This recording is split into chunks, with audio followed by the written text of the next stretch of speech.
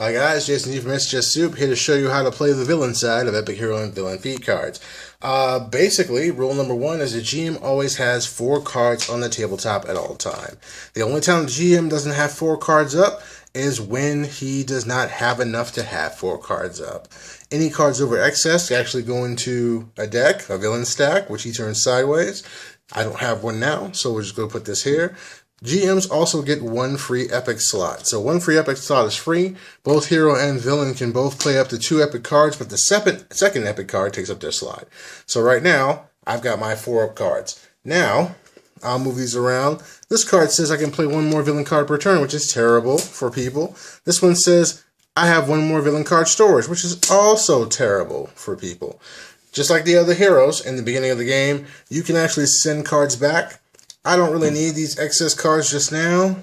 I'm going to send these back, so I'll send these 2 back, giving myself 1, 2 more villain cards. Now my villain stack is increased. I won't go back to being 4 up until something causes me to activate or move or do something. So if a player plays a card, as soon as I have to do anything with my deck, then I can bring back everything to normal, so everything resets. Now, the way villain cards are played is 2 ways. The GM has an option. You have the multiple people on the board option, or you have the boss fight option. Multiple people on the board option works like this. You can play 1 villain card per monster on the board per turn, up to the maximum number of players. So if I have 4 players on the board, I can play 1 hero card per monster every turn. So I can actually flush my deck out, circulate things to keep things going.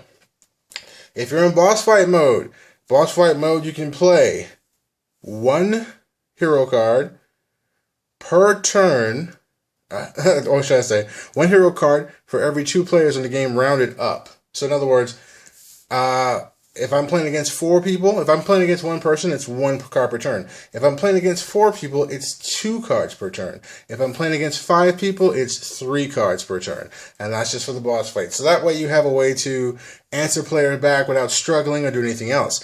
Also, later on when we bring the epic abilities out, epic cards for GM allow the GM to play 1 more hero card per turn. Regardless. They don't have it listed. The minute you put an epic card in play, you can play plus 1 more card per turn, because that's to absorb the brunt of your epic heroes running around doing nutsy stuff. So let's just imagine we're playing a game, and let's just delineate some stacks. So let's just say we're playing a game. Each one of these represents a player, right? And then I'm the GM. So this player plays a card to save his butt.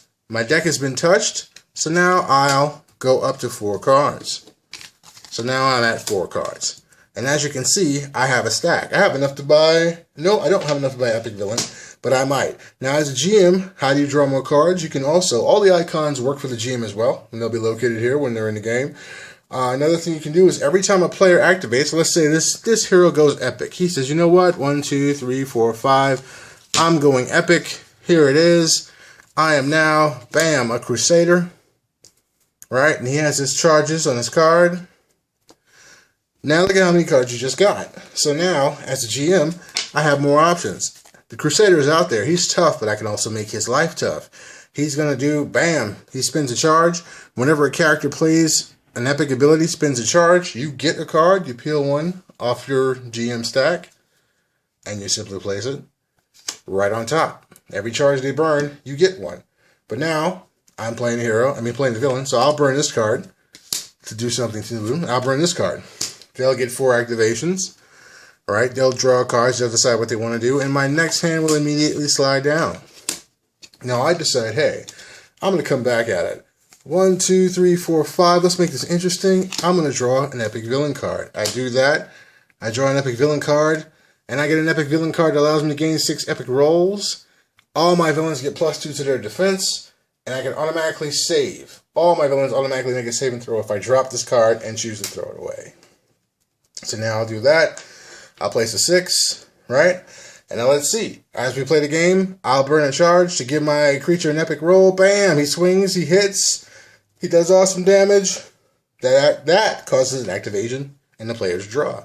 And as the game continues, the players draw, give me cards. I will spend the card. the card will drop down, flip over, and that's pretty much the circuit. As that goes on, players get more cards. You give them to the GM. The GM plays cards, which gives activations to give the players back to the GM. Should the GM ever roll a natural 20, which happens quite often, the GM simply puts 3 cards on top of his deck. And that's pretty much it.